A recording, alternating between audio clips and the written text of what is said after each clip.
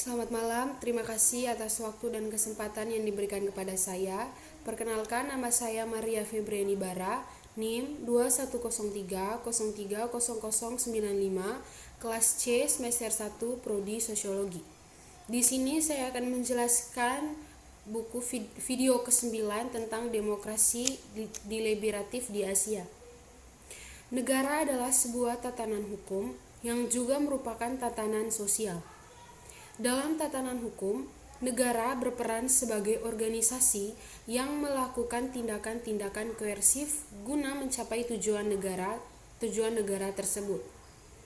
Sedangkan tatanan sosial merupakan serangkaian struktur institusi dan kultur manusia yang saling berkaitan.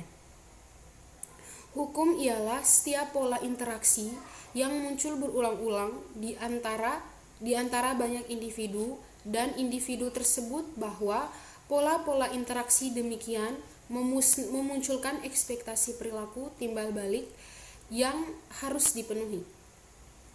Demokrasi diartikan sebagai bentuk pemerintahan yang ditetapkan sebagai mengambil keputusan untuk suatu negara.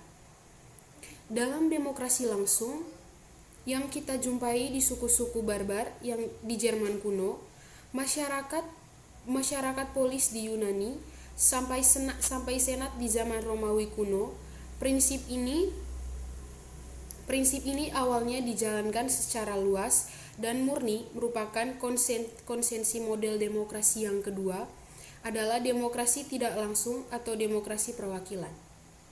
Habermas memperjelas ketika kemampuan memproduksi hukum delegasi melalui pola-pola pertukaran jaringan-jaringan sistem sosial tertentu yang beroperasi secara independen, maka reproduksi hukum akan jatuh ke bawah kekuasaan bayang-bayang, dualitas ambigu yang memisahkan negara dari unit-unit sosial masyarakat. Pendapatan Habermas ini merupakan gugatan atas model demokrasi perwakilan yang tidak menempatkan constitution dalam proses penempatan hukum secara menyeluruh. Dalam model ini, constitution hanya memiliki hak-hak politik untuk memilih calon anggota parlementer. Lalu setelah itu selesainya peran secara konstitusional, hal ini menyebabkan ambiguis hukum karena negara akan menciptakan sistem sosial yang beroperasi tidak berdasarkan pada keinginan masyarakat. Terkait dengan pembentukan hukum, maka demokrasi sudah seharusnya menciptakan hukum yang partisipatif dan aspiratif.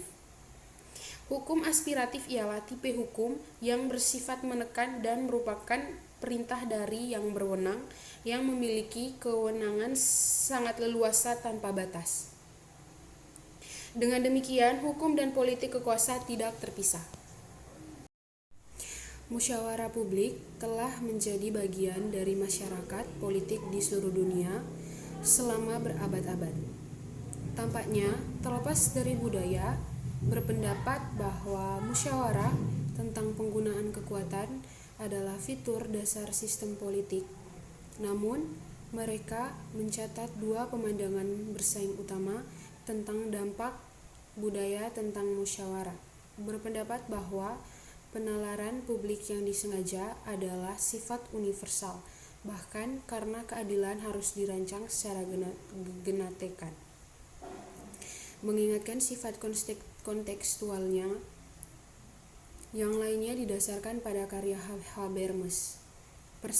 Perselingkuhan demokrasi yang disengaja di Asia volume yang diedit ini dilakukan dengan spektrum teoritis dan empiris, dan Amerika Serikat adalah rumpun dari ramuan yang diperdayakan yang merupakan dasar sebuah demokrasi deliberatif yang berakar-akar pada praktik lokal. Setiap bab meminta bagaimana praktik di Asia menunjukkan komponen tertentu dari demokrasi deliberatif dan bagaimana mereka ditingkatkan. Sekian penjelasan saya tentang buku 9 yang berjudul Demokrasi Deliberatif di Asia. Sekian dan terima kasih.